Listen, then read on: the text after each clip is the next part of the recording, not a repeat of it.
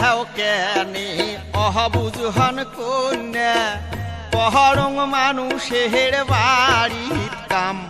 এবার আইন দাহা খন্দে ঘর তুলিয়া আমরা করমো রে গুজরা